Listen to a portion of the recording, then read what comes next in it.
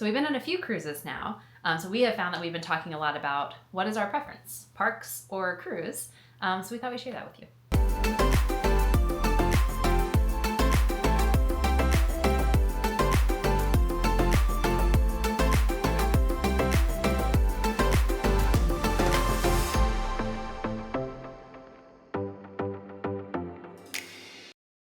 So we have broken it down into a few different categories and kind of like things that we compare the two vacations.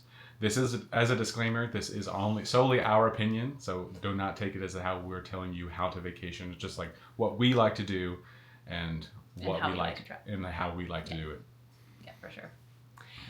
So we'll start out with kind of like food as a category overall, food between parks and cruise. We'll also talk about the activities. And then what we're calling kind of accommodations, which includes kind of not just like accommodations in the traditional term, but also things like crowds and like what the kind of facility is like, so to speak. And then also costs. So with the food, we can start off, I think food on the cruise is just, it's simple. It's, you kind of have a plan of where you're going to eat. You kind of have just only a few options for what you're going to do for lunch. And then I feel like the same few options for breakfast. Just makes it a little bit easier, especially in the way that we like to vacation. Yeah. I like that you don't have to put a lot of thought or research into what you're going to eat. You're just like, this sounds good and this is convenient and close. Sometimes I can get a little overwhelmed by, making, I guess, like the right choice or the best choice when it comes to food. And I think particularly at the parks, it can be a little overwhelming because you're like, okay, well, what is near here and what do they have? And will they have things that are gluten-free that I like? And, all of those. I'm kind of a picky eater. And so there's like a comfort in the ease of food access on the cruise ships that I really like. Yeah, I think a big thing is like if you're on the cruise ship, dinner is at, if you have early or late dining, when it is, and you know where it is. With the parks, you have to make a reservation, and then many times months in advance. And also many times you try to plan that you're in that park for that time, but it may not be in the same area of that park.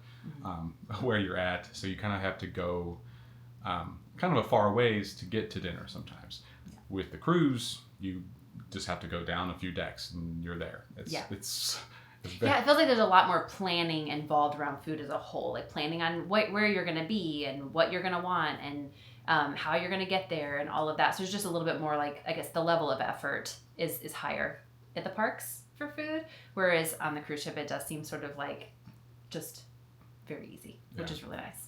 I will say though that on the parks, in my opinion, I do think the variety is a little bit more vast, especially in like Epcot when you're going to the specific countries, or in Animal Kingdom, which is very similar with the countries too, with Africa and Asia. Mm-hmm. There's a little bit more, outside of just the normal typical food. Right. Even for quick service, because like at Epcot, I think Epcot, in my opinion, has some of the best food. And even like quick service, they've got a lot of different varieties, especially around the World Showcase, like Tangerine Cafe and like I can't remember the one. It's not Nine Dragons, it's the sit down one, but the one in China. But there's lots of like different ones like that. And then they also do like the festivals and stuff. So there's lots of different, like when they have the festivals, they've got all the little kiosks with like all these kind of specialty foods. And so I will say that that you can get so many different things. And it can even be different from time to time that you go, which is really nice. And with the cruise, you kind of are limited more to like the typical just kind of food. What's available. Yeah. Probably the most variety is really like a Abandon's or Marceline Market, I would say, most likely. So the next thing we'll talk about are the activities, things that you can do in the parks or on the cruise ship. Yeah. I think this is another one where obviously the parks have a lot more to do, like, because there's all kinds of different attractions and there's rides and there's shows, and there's all kinds of different experiences. Obviously, a lot more variety and diversity in that type of like entertainment, so to speak, than on the cruise ships. Not that the cruise ships are lacking in that. They have a lot of entertainment, but definitely I think the parks probably have more. Yeah, I think a big thing too is in the parks, you have those like kind of random things that happen. I mean, I don't think they're random, but you kind of happen upon them. Like in Africa, there's the people that perform, like like the street shows, and then like there's like the water art too. The people who do like the water art on the street. Epcot has like they have like the drummers and like the acrobats and like things like that, where it's this kind of like extra kind of always happening, and like so you can plan to go to that. So that's super nice. Again, it's like more variety. Yeah, I don't disagree.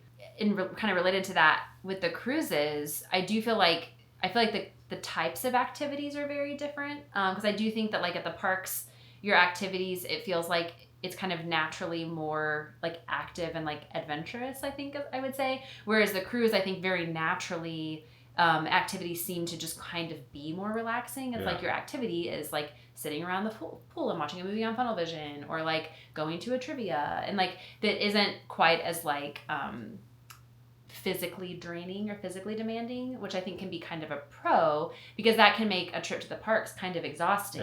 Whereas I think you're just naturally recharged by the activities on a cruise ship. They do have the very like excursions, like those are kind of thing when you like go to port, like you can do like parasailing or snorkeling, and it adds more of that adventurous thing to it. But it's as long as you do like a longer cruise, it's not every day. Those do also have an added cost. So. Oh, that is true as well. Factor that into the last point. I think like another thing that I would say I like the parks more is I feel like Disney parks do a really good job at just like the ambient decoration or theming. When you go into Pandora and like the floating rocks, like you feel like it's very immersive. It's very immersive, and like it feels like you can't help but be like in awe. The same thing with Galaxy's Edge, like if it's like you feel like you're in Star Wars world. Not to say that the cruise ship isn't like exciting, but it's just a cruise ship. It's very nice, and it's very like some of the lounges have that like theming. Yeah, I think there's elements of that like for sure. Hyperspace Lounge, Hyperspace definitely. Lounge, like the Bayou, definitely. But you're just one step away from kind of just it's not bland, but it's just like elegant instead of themed and more immersive. I mean, I will say that if you do a port adventure, you are in another country, so it's very very similar to going to the World Showcase. That's very immersive. So you're immersed in another country. It's kind of like both both ends of the I get where you're going though. I think when you're in the parks, you are like fully kind of encapsulated in kind of the world where you are, like whatever that is, right? Whether it's like Fantasyland or like Pandora or the World Showcase or whatever in that particular country. But like I think the cruise ships are like beautiful ships that have sort of nods to Disney, right? They're very Disney themed. It's not like they're not themed, but they don't have that same level of immersion. So I think that's kind of what you're getting at, there, right? Which makes sense. Also too, if you are someone that really likes rides and that's like your favorite thing about Disney, the parks, the cruise may not be that for you. Like they have the Aqua Mouse or the Aqueduct, and it's like but there aren't really rides. It's not really they call them rides, but they're not the same as like riding Seven Dwarfs Mine Train. Right. So it is a little different, like you said. I think the cruise tends to lean more towards that relaxing kind of just chill activities, versus the park does seem to be a little bit more like I wouldn't say extreme, but like a little more intense. I don't disagree. And I think for us though, like we really we enjoy that. Like that's kind of what we seek when we're in the parks, I feel like, as a general rule, outside of this more recent trip where we were slightly more active. But I think like we kind of like to just like lightly stroll around the World Showcase and maybe sit and have a drink in Italy or like whatever. And I think the cruises are more like that type. So I think you're right. Like it's kind of like, what are you looking for in your level of activity? Like, are you looking for something that's more, adventurous, more active? Are you a person who likes to rope drop and stay out until the park closes and do all of that? That is a very different type of travel and type of vacation than what you would get on a cruise ship, even though they have like the late night fireworks shows and that kind of stuff, which is very akin to what they do in the parks. So some similarities there, but definitely a little more calm. So as far as accommodations, things like, I think, ease of getting to and from your state, ease of getting around the ship as a whole, I think there is an element of it's again simplified, to use your kind of term from earlier. Like I think it's much easier to just get around. And if you leave something in your stateroom, it's like not a big deal to go back and get it. One of my biggest, I wouldn't say it's a complaint, but one of my biggest things that I dislike about being in the park is that like if you're in a park, and especially if you are in like a park like let's say Animator's Palette Art of Animation, let's say if you're like, oh, like I want a jacket, like it's cooler than I expected. It's not, you can't really just go back to the it's like an hour round trip and come back really quick, especially if you're like at late after hours or something where like the transportation is limited, or if you have lightning lanes that you're trying to get to and you've got 10 reservations and you've got other things and you're on a schedule on the cruise ship. If you need to go back to the stateroom, it's nothing. It's less than 10 minutes, no matter where you're at. It's like such a simple thing. So I think it's the convenience of it is something that like appeals to me, and I think all of you as well. Obviously, it's like I think that's what the most drawing factor for the cruises for us. Yeah, I love the accessibility of the staterooms, and even like you and I typically when we go to Disney World, we stay at Boardwalk or Beach Club because we like the walkability and access to Hollywood Studios and Epcot. But even then, even if you're staying at Boardwalk and you're, I don't know, at Hollywood Studios and you, to use your example, forget your jacket or something and you're like, you want to go back and get it, it's still a hike, like a trek to get there, and then you get to your resort, you got to walk all the way to your room, which sometimes can be kind of a distance from the hotel or from the elevator, and then get back. And it could still be a 35, 45 minute, round trip experience to try to do something like that. Whereas it would never take you that long on the ship to go back to your stateroom. It's just much more accessible because the ship as a whole is smaller. And I think along those lines, I would bring up in accommodations crowds. One of the things that I think has happened recently with cruising, the parks, is that they have gotten very crowded. Very, very, very, very, very crowded. And on a cruise ship, crowds are controlled. And there's only so many people. Only so many beds. Yeah. So. Yeah, I think that they're building more resorts. The parks are getting bigger, getting more rides. They're more appealing, more attractive to people. Which is great. I'm glad they're growing. I just think that it's like, I've been in restaurants before, especially like the walk-in or the walk-up restaurants where it is just like completely packed. Only. Yeah.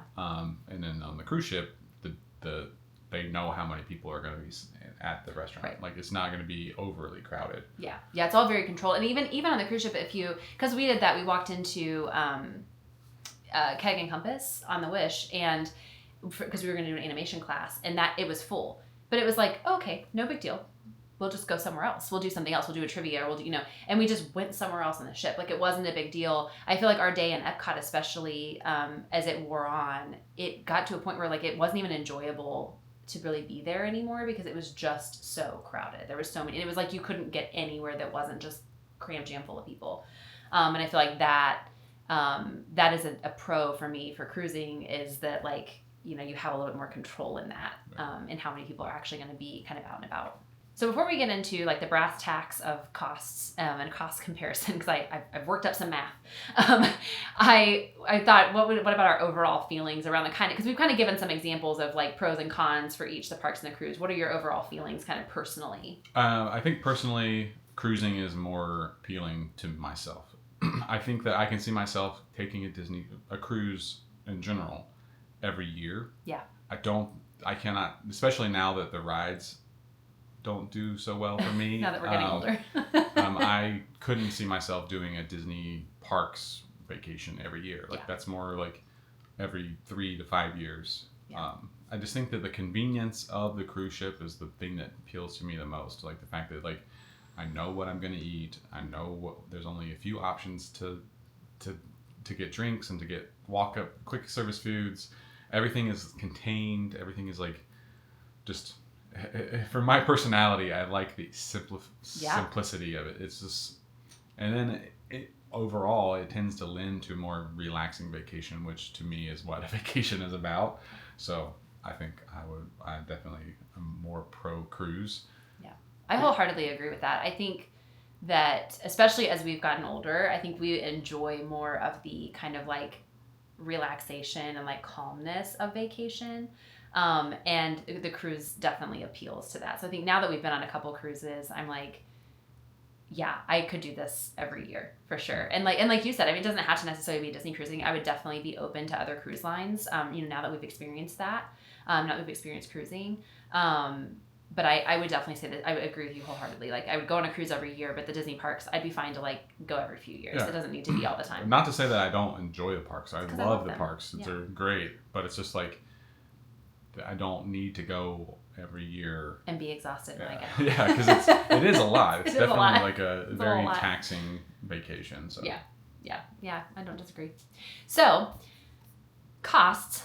So this was something that was interesting, and I wanted to kind of run some numbers because I feel like I had always heard through the Disney universe and people that cruising was more expensive than the parks. And so I'd always, and even before we ever went on our first Disney cruise, I kind of always sort of like expected that. Like I was like, oh, it's expensive. It's like a lot more expensive than the parks, blah, blah, blah.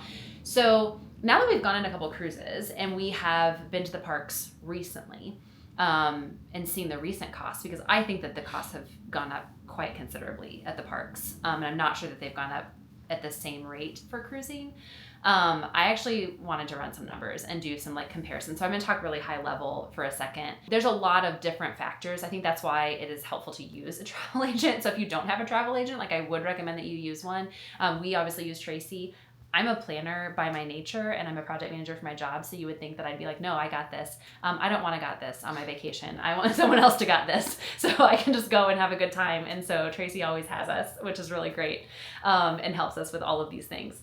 But nevertheless, I did want to do a comparison because on this particular trip, specifically, I remember when we were looking at the pricing, I thought, man, because I remember a trip that we went on maybe 7 or so years ago where we stayed at the boardwalk. We did park hopper. It was for 7 nights. We did park hopper passes for 6 days of that time period, I believe was the right numbers. I'm going by memory, but it was roughly that. And the price that we paid at that time, 7 or 8 years ago, was the same price that it was going to be for us to stay at boardwalk for 4 nights with 3 days of park hopping. And I was blown away by that. I mean, it was literally basically half the trip, but we were paying the same amount of money. And I thought, whew.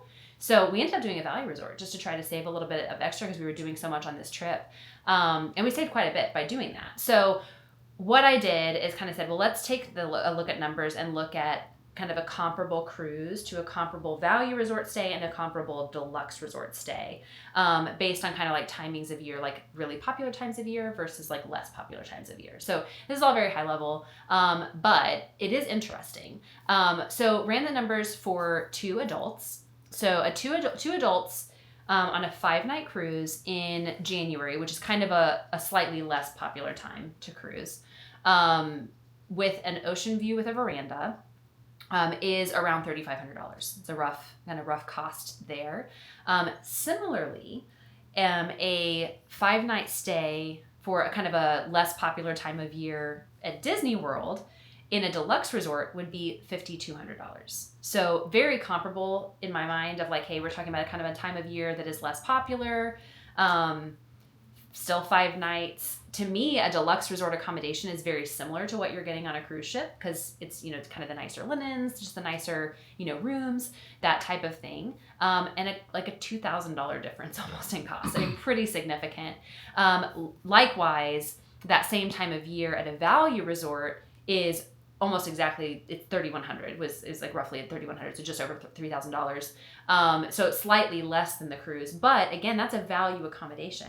And the other thing to think about is that this is not with a meal plan. So when you talk about the cruise cost, your food's included in that. Whereas with a park, you are paying for your food, or you're paying for dining plan. So to use a similar example with a family, families, it kind of matters if you have how many kids you have, because it's easier to accommodate 4 people than it is 5, as it turns out, especially in the parks, because not all of the resorts accommodate 5. So like a family of 5, for instance, 2 adults and 3 kids on that same 5-night cruise would be around $6,700, so just under like $7,000. And then the comparison for the 5 nights at a deluxe resort would be about $7,400, so just slightly over that. So it is interesting that like when you add kids to the mix, or add more people, I should say, to your party, but I assume kids too. It's really the number of people in the room. The cruise does seem to go up quite a bit more than the parks do, which makes sense because the cruise, you are paying a lot for the person because you're paying for that person's meals, as well as the room itself. So that makes a lot of sense. And then that same stay for the adults with two adults with 3 kids for a value resort is actually not saving you that much either. It's only about $6,900, so it's just under the $7,000. So it's kind of you're kind of hovering right around that $7,000, whether you do a cruise, stay in a deluxe resort, or stay in a value resort.